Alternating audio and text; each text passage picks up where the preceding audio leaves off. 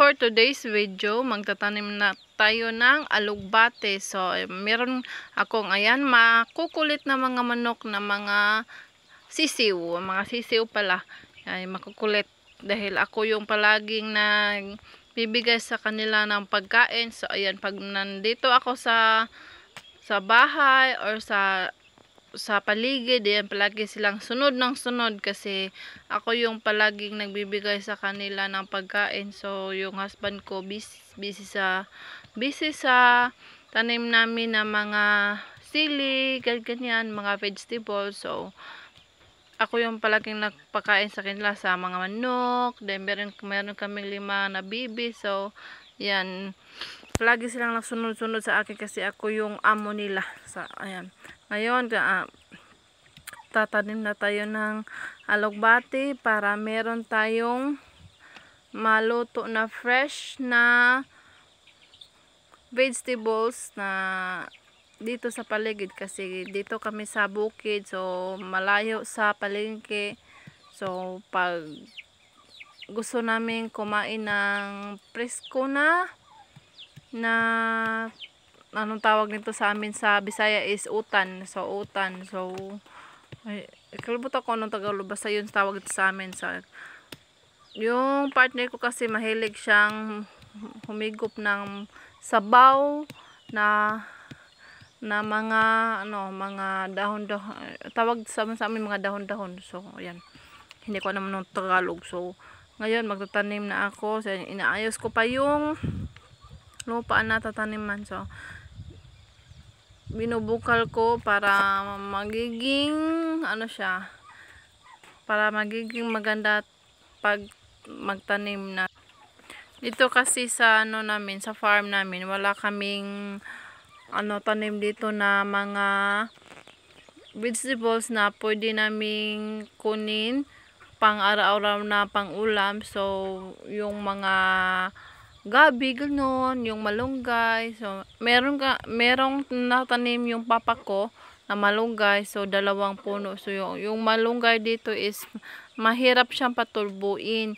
So meron siyang dahon pero hindi, konti lang, hindi gaya ng yung malunggay kasi namimili sila ng lupa na tataniman. So pag gusto nila yung lupa, sobrang daming dahon. So dito sa amin is sobrang konti lang, kaya ayan, magtatanim ako ng alugbati para meron naman kaming pagkukunan na pang sabaw araw-araw. So unti-unti akong nagtatanim ng malunggay sa paligid. Nagtitingin-tingin ako kung saan pwedeng magtanim ng malunggay na maganda yung tubo.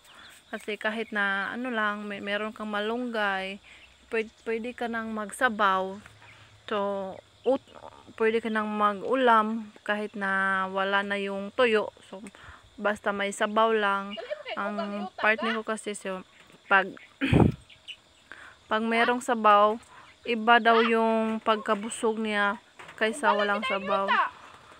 Parang parang ang sarap sa pakiramdam kasi niya pag meron kaming sabaw. Kaya pag nagsasabaw ako ng mga vegetables, palagi talaga niyang sinasabi na iba talaga yung pagkain niya pag merong sabaw kasi walang sabaw. Kaya unti-unti akong nagtatanim ng mga alugbati, ganyan, yung malunggay. Titingin-tingin ako dito kung saan pwedeng timnan, kasi yung lupa kasi dito sa amin is yung tawag sa amin is pilit. So hindi siya pangit siya taniman ng malunggay.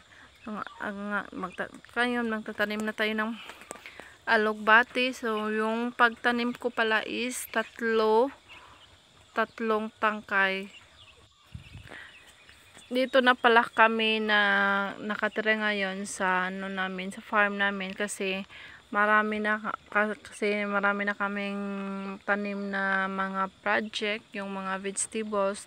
Tapos yung lupa namin is siya, daanan ng mga tao pupunta sa mga bahay nila. Tapos meron kasi ditong nakatira sa kabilang bundok na nung tawag sa amin is kawatan, yung magnanakaw. So maraming gamit sa loob ng bahay kubo namin, kaya dito na kami nakatira, dito na kami natutulog. Tapos yung una, yung wala pa kami solar, sobrang hirap kasi pag na lulubat yung mga gadgets namin gaya ng cellphone, ang aakyat pa kami papuntang barangay para maka-charge. So ngayon bumili siya ng automatic na spray, ang automatic na spray,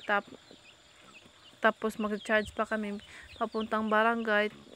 Tapos ang hirap pag ginagamit niya, tapos malobat. So ngayon bumili na kami ng solar para hindi na kami mahirapan mag-charge ng mga gadget namin. Tapos yung sa binili niya na automatic na spray, i-charge mo lang siya, tapos meron siyang control na medyo mahina lang, tapos yung pinakamalakas. So hindi ka na mahihirapan magbomba pag mag-spray ka sa mga tanim mo. So magiging madali na lang yung trabaho. Kaya ngayon bumili kami ng solar. So kaya ngayon unti-unti na akong nagtatanim ng mga vegetables para meron kaming magamit sa pang-araw-araw namin. At pag marami-rami na rin akong matanim, pwede rin to siya ibinta. Kasi yung ganitong alugbati pag summer, sobrang mahal niya kasi summer walang masyadong ulan, kaya medyo mahal yung kilo. Hindi ko kabisalo kung magkanong presyo ng alugbati pag summer, kaya ayan, unti na akong nagtatanim ng alugbati. So dagdag kita na rin pag marami ng siyang tangkay, pwede ka nang mag-harvest.